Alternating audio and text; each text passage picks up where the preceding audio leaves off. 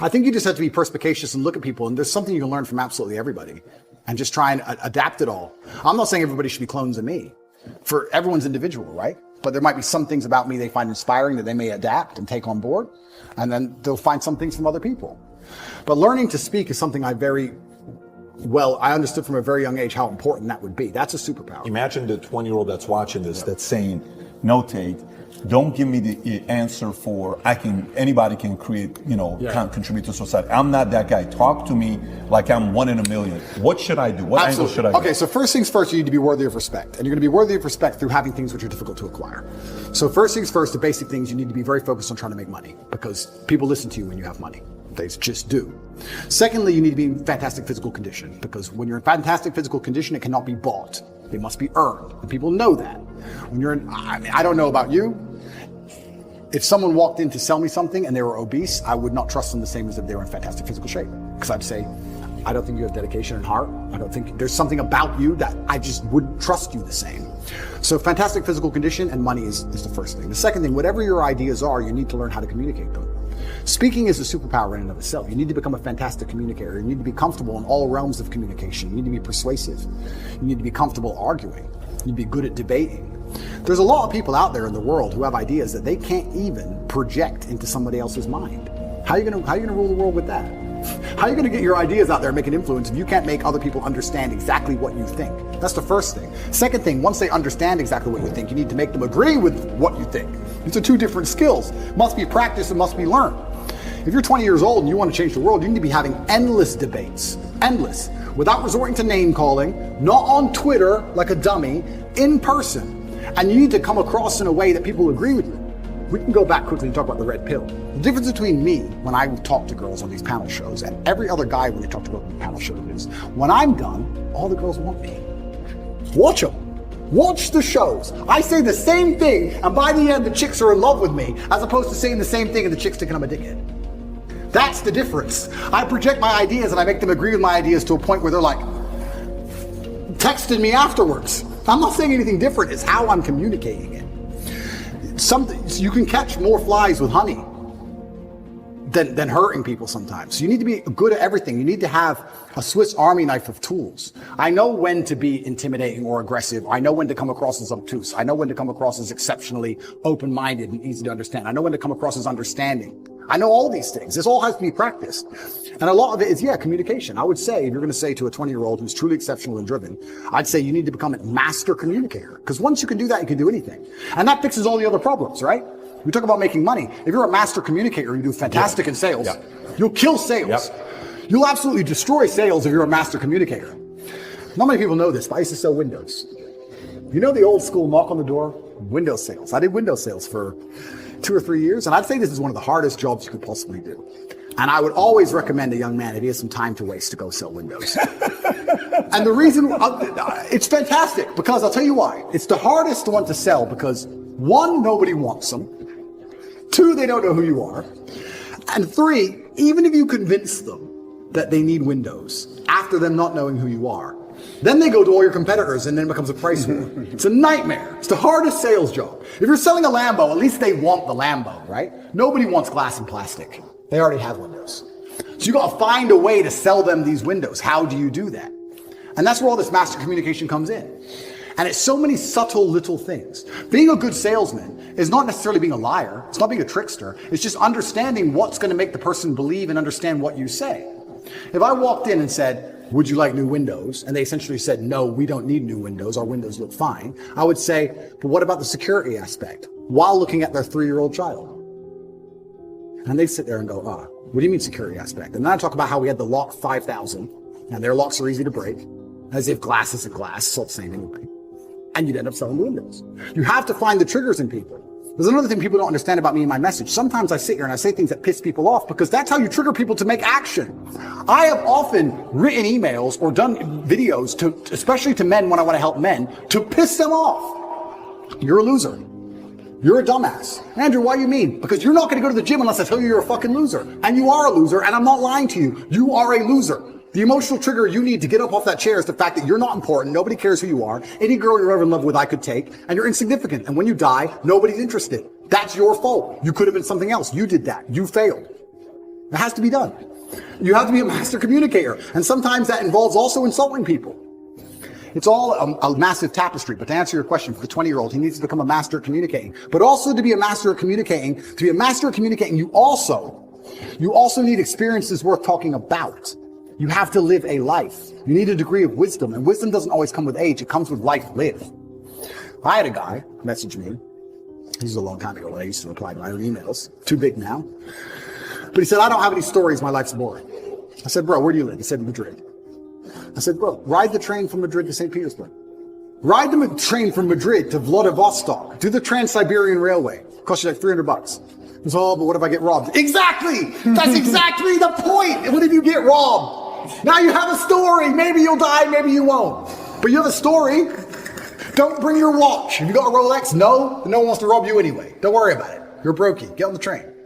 There has to be that degree of risk to even have a story, because when you have a story, then you can communicate the story. You can't be an empty vessel either. So when you say you're telling me how I build this 20-year-old into a super soldier. Yeah, he has to be a master communicator, but he also has to do things which are risky. Risk has value intrinsically linked to it, intrinsically. This is why people, when you do risky things, people want to hear the story. Your coolest stories involve risk. Something went wrong. This could have happened. I almost I made it out. Without these risks, you haven't got it. So I would say to the 20-year-old, do what I did. Get in the cage.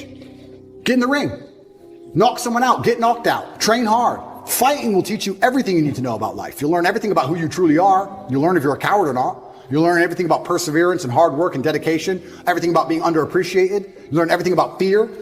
You learn all of it. You learn everything about people. You win a fight, check your phone. Lose a fight, check your phone. You learn all about people. You learn all about them.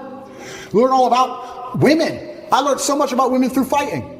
When I had a fight coming up and I was weight drained and I had barely eaten in weeks and I'd lost all this weight and I had a world title fight and I'm fighting a guy who might kill me and she's complaining about the toilet seat. I learned all about women. You learn a lot about life through these difficult processes and paths. And there used to be for men like a rite of passage. In most societies, you had to go through something to become a man, from a boy to a man. But that thing was always difficult. It's always been difficult. Now you have to self-induce it, self-inflict it. But if you're going to be a boy and never bring on that self-inflicted rite of passage, how are you going to ever become a man? Whatever you're going through right now, don't lose sight of the fact that it's worth the fight. Nobody said it was easy. It's worth the fight. I discovered why people do things. You know why, ladies and gentlemen? Even though it's hard, it's worth it. When you're working at your dream, somebody said the harder the battle, the sweeter the victory. If you're going to reach your potential, you have to fight through some things. You have to be more determined than what's trying to stop you. You're supposed to build something. You're supposed to create something. I don't know how to do it. Learn. Do whatever is required. It's difficult. Yes, right? And it's worth it. It seems like to me that the closer I get to the promise of God, the harder the fight. I guess it's like a woman having a baby. When the labor pains are greatest, she is told to push. And sometimes when all hell is breaking loose in your life, you have to push.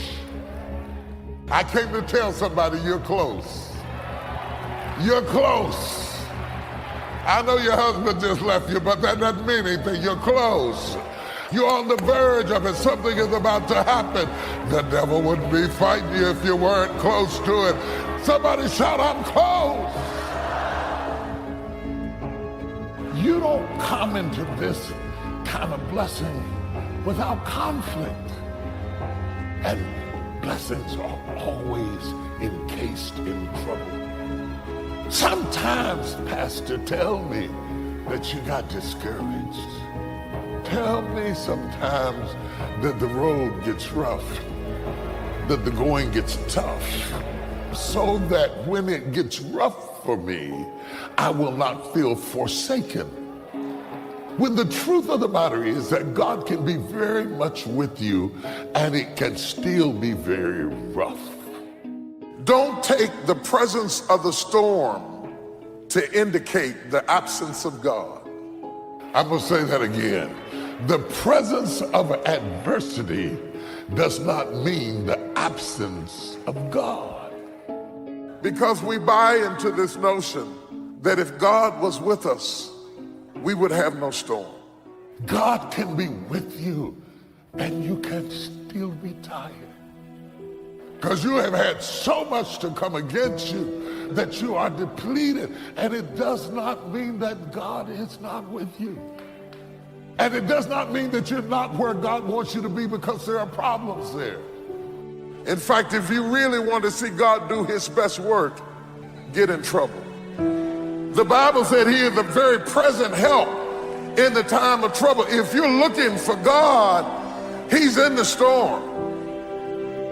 And if you start running now, you're going to run all your life. You're going to run, because there will be no utopias of tranquility where the fragrance of roses falls gently upon our skins without any worry or reservation. God means for it to be tough sometimes. He shapes us through the hands and the opinions of our enemies, and yet God allows it to happen because he's shaping us and he's disciplining us. You can't make a vessel made of clay and not put it in the fire.